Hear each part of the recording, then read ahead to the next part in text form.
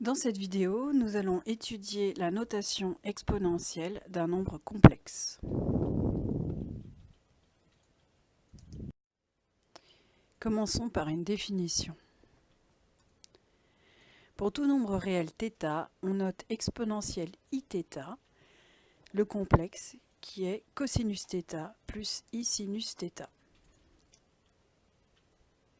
Une remarque, le module d'exponentielle iθ, c'est le module de cos θ plus i sinus θ, c'est-à-dire racine carrée de cos carré θ plus sinus carré θ. Cos carré plus sinus carré, ça fait 1. Par conséquent, le module d'exponentielle iθ est égal à 1.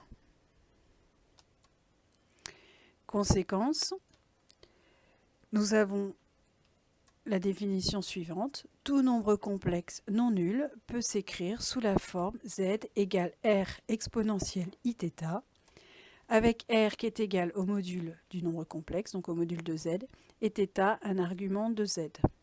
Cette forme est appelée forme exponentielle du complexe z. Quelques remarques. Pourquoi non nul? Parce que si le complexe est nul, il n'a pas d'argument, donc pas de forme exponentielle. Et pourquoi une forme exponentielle? Parce que les arguments, nous savons qu'il y en a une infinité.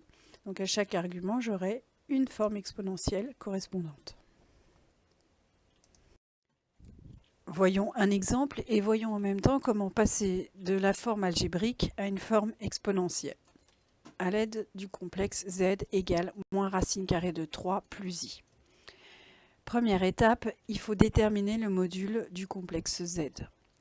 Donc module de z égale racine carrée de moins racine de 3 au carré plus 1 au carré, c'est-à-dire racine carrée de 4 qui vaut 2. Donc r est égal à 2. Ensuite, il faut déterminer un argument du complexe z. Alors, on a déjà vu lorsque nous avons étudié la forme trigonométrique, le cosinus de θ, c'est partie réelle sur r, donc moins racine de 3 sur 2. Et le sinus, c'est partie imaginaire sur r, c'est-à-dire 1 sur 2. Je cherche donc un angle θ dont le cosinus vaut moins racine de 3 sur 2 et le sinus 1,5. C'est-à-dire que je cherche l'angle correspondant à un point M situé sur le cercle trigonométrique dont l'abscisse est moins racine de 3 sur 2 et l'ordonnée 1,5. Or, moins racine de 3, enfin racine de carré de 3 sur 2, pardon, c'est le cosinus de pi sur 6. Et 1,5, c'est le sinus de pi sur 6. Donc là, j'ai pi moins pi sur 6, c'est-à-dire 5 pi sur 6. J'en déduis qu'une valeur de l'angle θ est 5 pi sur 6. Autrement dit, θ est congru à 5 pi sur 6 modulo de pi, donc je peux prendre comme argument 5 pi sur 6. J'en déduis une forme exponentielle de z qui est donc module, c'est-à-dire 2, exponentielle i fois 5 pi sur 6 ou encore 5 pi sur 6. Si je veux représenter le point M d'un fixe z, le module de z vaut 2. Donc la distance entre O et M vaut 2. Donc je trace un cercle de centre O et de rayon 2. Ensuite, l'argument est 5 pi sur 6. Donc ça veut dire que l'angle entre le vecteur U unitaire de mon repère et OM est égal à 5 pi sur 6, c'est-à-dire 180 moins 30, c'est-à-dire 150 degrés. Donc voici où se situe mon point M. Réciproquement, si je veux passer d'une forme exponentielle à la forme algébrique. Par exemple, avec z égale 4 exponentielle i pi sur 3. Alors là, c'est beaucoup plus simple. Il suffit de passer par la forme trigonométrique. C'est-à-dire qu'on écrit z égale 4 cosinus pi sur 3 plus i fois sinus pi sur 3.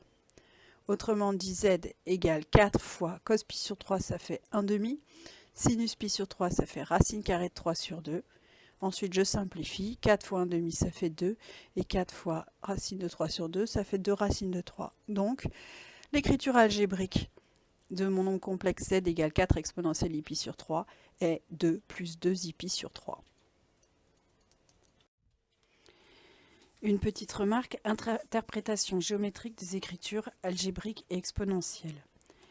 Si j'ai un complexe Z qui sous forme algébrique s'écrit A plus IB et sous forme exponentielle s'écrit R plus exponentielle Iθ. Et si je veux placer le point M d'un fixe Z, je rappelle, A correspondra à l'abscisse du point M, B correspondra à l'ordonnée du point M, R correspondra à la longueur MO et θ correspondra à l'angle entre le vecteur unitaire U et le vecteur OM. Donc en fait, l'écriture algébrique, on l'utilisera quand on aura besoin d'une notation, enfin d'un mouvement, on utilisera un mouvement rectiligne par exemple, et qu'on aura donc plus besoin de la notation abscisse ordonnée, alors que la notation exponentielle, c'est quand on a besoin d'avoir la distance par rapport au centre et l'angle, c'est-à-dire en général davantage pour des mouvements correspondant à des rotations. Propriété, si θ et θ' sont deux nombres réels, alors le produit des exponentielles Iθ fois exponentielle Iθ' est égal à exponentielle Iθ plus θ'. L'inverse d'exponentielle Iθ, c'est exponentielle moins Iθ. Le quotient exponentielle Iθ divisé par exponentielle Iθ', c'est égal à exponentielle Iθ moins θ', donc différence des arguments. Pour tout entier n appartenant à grand N, exponentielle Iθ à la puissance n, c'est égal à exponentielle de I fois nθ.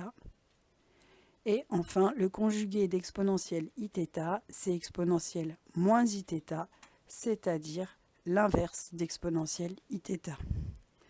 Cette propriété est admise, mais c'est une conséquence directe des propriétés sur les arguments que nous avons vus précédemment. Et l'on retrouve ici les propriétés de la fonction exponentielle, raison pour laquelle c'est la notation qu'on utilise. Exemple. Écrire sous forme algébrique chacun des nombres complexes. Si j'ai z qui est égal à 6 exponentielle pi fois 5 exponentielle 2pi sur 3, je vais faire d'abord le produit des modules, 6 fois 5, et ensuite le produit des parties exponentielles. Donc ça fait 6 fois 5 fois exponentielle pi plus 2pi sur 3.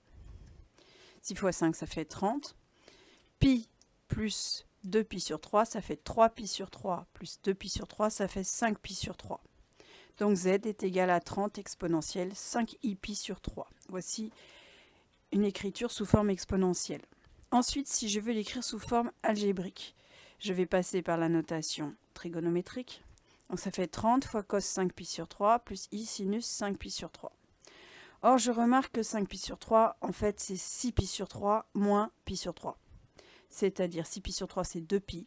Donc 5pi sur 3, c'est congru à moins pi sur 3 modulo 2pi. Or, cos moins pi sur 3, c'est la même chose que cos pi sur 3, ça vaut 1/2. Et sinus moins pi sur 3, c'est moins sinus pi sur 3, ça fait moins racine carrée de 3 sur 2. Donc, après simplification, z sous forme algébrique, c'est 15 moins 15i racine carrée de 3. Deuxième exemple avec z' qui est le quotient de deux nombres complexes. Donc je vais faire le quotient des modules. 2 sur 1, ça fait 2. Ensuite, quotient des parties exponentielles. Exponentielle ipi sur 4 moins ipi sur 2, ça fait exponentielle ipi sur 4 plus ipi sur 2. Pi sur 4 plus pi sur 2, ça fait 3 pi sur 4. Donc z' s'écrit 2 exponentielle 3 ipi sur 4. Maintenant, je vais l'écrire sous forme algébrique. La forme trigonométrique, ce sera 2 cosinus 3pi sur 4 plus 2i fois sinus 3pi sur 4. Cos 3pi sur 4, ça vaut moins racine carrée de 2 sur 2, puisque c'est moins cosinus pi sur 4. Et sinus 3pi sur 4, c'est la même chose que sinus pi sur 4. Ça fait donc racine carrée de 2 sur 2. Par conséquent, après simplification, on obtient z' égale moins racine carrée de 2 plus i racine carrée de 2. Et enfin, pour conclure, une dernière remarque. Vous aurez sans doute remarqué que si je veux additionner ou soustraire des nombres complexes, j'aurai intérêt à utiliser la forme algébrique, puisqu'il suffit d'additionner ou soustraire les parties réelles et les parties imaginaires. En revanche, pour multiplier et surtout pour diviser ou calculer des puissances, la forme exponentielle est beaucoup plus simple puisque cela revient à multiplier ou diviser les modules et à additionner ou soustraire les arguments.